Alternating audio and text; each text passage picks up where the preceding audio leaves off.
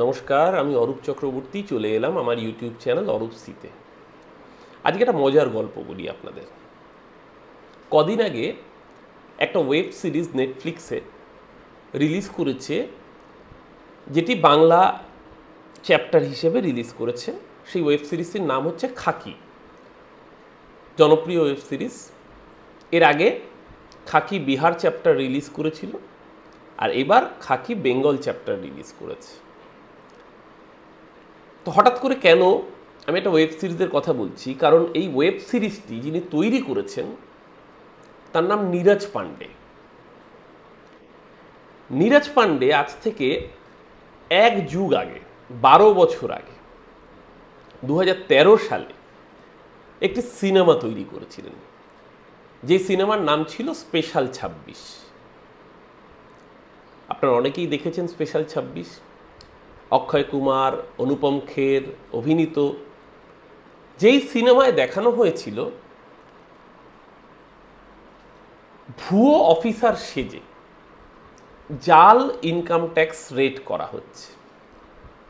বিভিন্ন জায়গায় যাদের কাছে কালো টাকা রয়েছে তাদের কাছে জাল ইনকাম ট্যাক্স অফিসার, জাল সিবিআই অফিসার, জাল এনফোর্সমেন্ট অফিসার সেজে তাদের বাড়িতে রেড করার নাম করে লক্ষ লক্ষ কোটি কোটি টাকা তাদের বাড়ি থেকে এরা কার্যত চোরের ওপর বাটপারি করা যাকে বলে, সেই ঘটনাটার একটা সুন্দর চিত্রায়ন নীরজ পান্ডের সেই সিনেমা স্পেশাল 26 উঠে এসেছিল।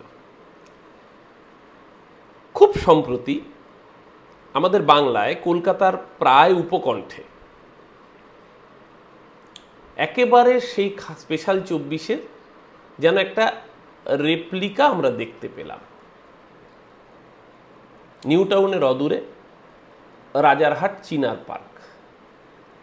সেই রাজারহাট চিনার পার্কে গত 17 তারিখ, 17ই মার্চ রাত 2টোর সময় ইনকাম ট্যাক্স অফিসার সেজে একদল কেন্দ্রীয় আধিকারিক আসেন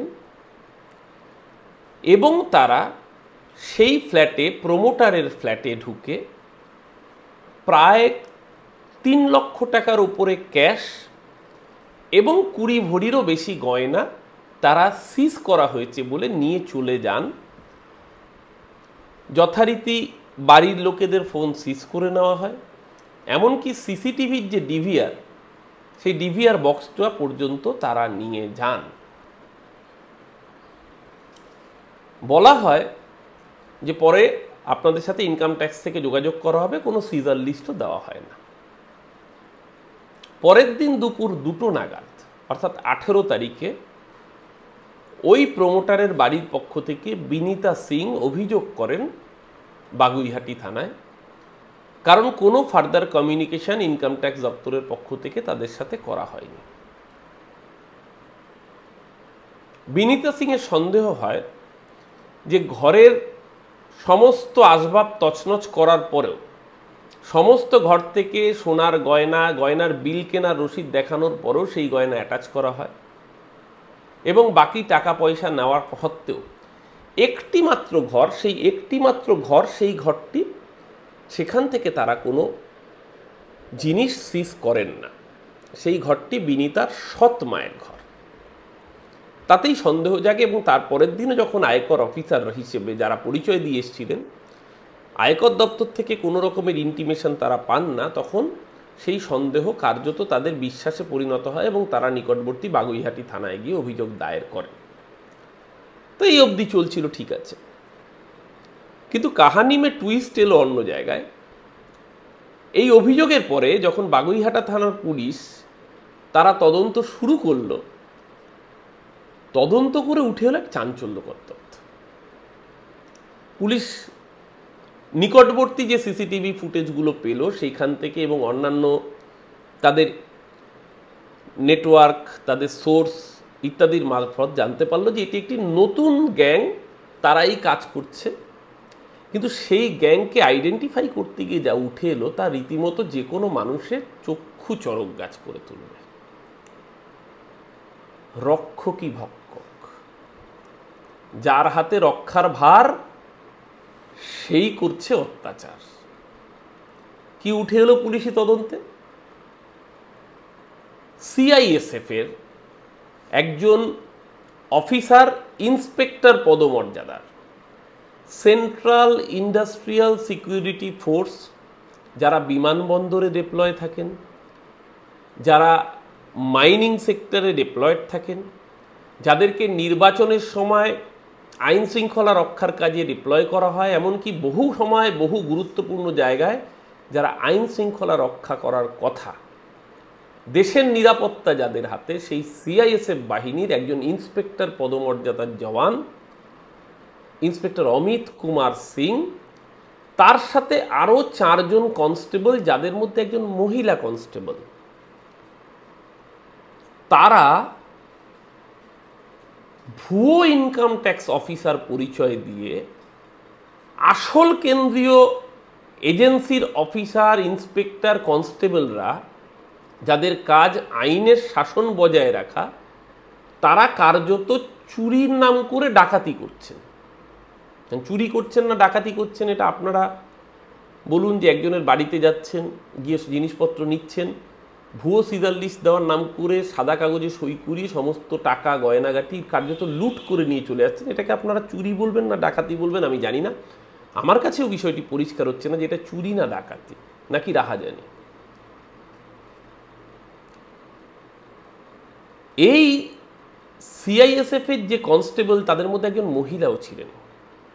আপনাদের মনে থাকবে যখন আরজিকর নিয়ে আন্দোলন চলছে, তখন কলকাতা হাইকোর্ট নির্দেশ দিয়েছিল যে আরজিকরের নিরাপত্তার দায়িত্বে প্রয়োজনে সিআইএসএফ ফোর্সকে ব্যবহার করতে হবে। এবং এই যে মহিলা কনস্টেবল, তিনিও আরজিকর হাসপাতালের নিরাপত্তার দায়িত্বে ছিলেন। তাহলে ভেবে দেখুন, আদালতের নির্দেশে যে কেন্দ্রীয় বাহিনী আমাদেরকে নিরাপত্তা দেওয়ার কথা, হাসপাতালকে নিরাপত্তা দেওয়ার কথা, তারা যদি ডাকাতে পর্যবসিত হয়, তাহলে দেশের সুরক্ষার ভার কাদের হাতে বর্তমানে?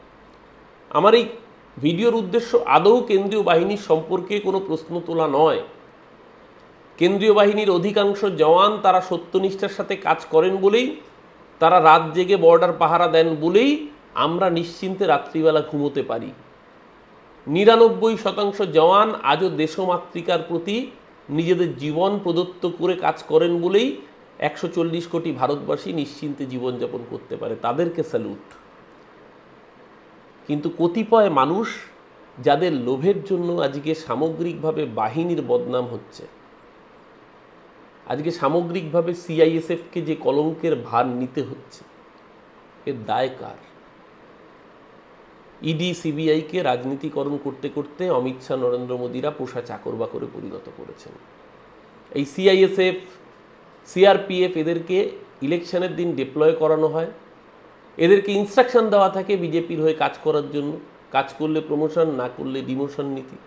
যার ফলে বহু ক্ষেত্রে দেখা যায় যে জওয়ানরা তারা ভোট দিতে যাওয়া ভোটারকে পর্যন্ত প্রভোগ করেন পার্টিকুলার একটি বোতাম, বিজেপির বোতামে ভোট দেওয়ার জন্য। এই ঘটনা 2021-এর বিধানসভায় আমরা দেখেছি। কিন্তু অধিকাংশ জওয়ান এই কাজ করেন না, তারা দেশমাতৃকার রক্ষার জন্য নিজেদের জীবন উৎসর্গ করেন। তাদের প্রতি স্যালুট। কিন্তু যে সমস্ত মানুষ এই ধরনের কাজের সাথে যুক্ত, তারা শুধু নিজের বাহিনীর সম্মান নষ্ট করছেন তাই না, আলটিমেটলি তারা দেশের সম্মানকে ধুলোয় মিশিয়ে দিচ্ছে। এদের বিরুদ্ধে এমন দৃষ্টান্তমূলক ব্যবস্থা নেওয়া হোক। এই ইন্সপেক্টর অমিত কুমার সিং সহ 4 কনস্টেবল, যাদের মধ্যে মহিলা কনস্টেবলও রয়েছেন, সিআইএসএফ এর অন ডিউটি অফিসার হয়ে ভুয়ো আইটি অফিসার পরিচয় দিয়ে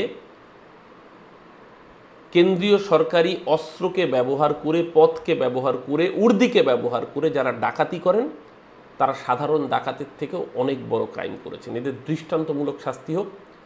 এর আগে আমরা দেখেছি সিআইএসএফ এর জওয়ান কয়লা দুর্নীতিতে অভিযুক্ত হতে, বিএসএফ এর কমান্ড্যান্টকে দেখেছি সতীশ মিশ্র ভার্সেস আরেকটি ঘটনা, রাকেশ জি, তার ঘটনায় আমরা দেখেছি গরু পাচারের টাকার বখরা নিয়ে সিবিআই ভার্সেস ইডির মামলা হয়েছে, সিআরপিএফ এর বিএসএফ এর জওয়ানের বিরুদ্ধে মামলা হয়েছে। কদিন আগে সিবিআই এর এক আধিকারিক উত্তর ভারতের একটি রাজ্যে দেখা গিয়েছে তার বিরুদ্ধে ইডি তদন্ত করেছে, চার্জশিট দিয়েছে, তার বাড়ি থেকে দুর্নীতির টাকা পাওয়া গিয়েছে। বিচারপতির ঘর থেকে কালো টাকার বান্ডিল পোড়া অবস্থায় উদ্ধার হচ্ছে তার বাড়িতে আগুন লাগার পরে, এবং তারপরে ফায়ার ব্রিগেডের যিনি অধিকর্তা তিনি মিথ্যে বয়ান দিচ্ছেন, বলছেন ওখানে কোনো টাকা উদ্ধার হয়নি, অথচ সুপ্রিম কোর্ট যে ভিডিও ডিসকাস করেছে তাতে দেখা যাচ্ছে টাকার বান্ডিল। তো গোটা দেশে মানুষ যাদের শ্রদ্ধার চোখে দেখে, সেই কেন্দ্রীয় বাহিনী সিআরপিএফ হতে পারে, সিআইএসএফ হতে পারে, বিএসএফ হতে পারে,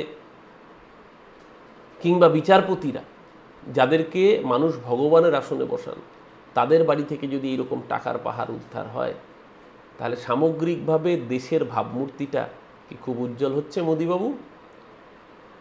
পলিটিসাইজ করা বন্ধ করুন, কেন্দ্রীয় বাহিনীকে, কেন্দ্রীয় এজেন্সিকে বিজেপির চাকর বাকর ভাবা বন্ধ করুন, তাদেরকে নিরপেক্ষ হয়ে কাজ করতে দিন, নইলে আগামী দিন আবারও আপনাদেরই মুখ করবে।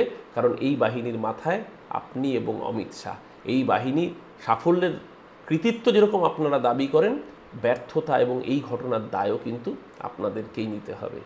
খারাপ লাগছে এই কথাগুলো আপনাদের সামনে তুলতে হলো, কিন্তু একজন কনসার্ন সিটিজেন হিসেবে আমাদের সমস্ত ঘটনা আপনাদের সামনে জানানো কর্তব্য বলে মনে করি।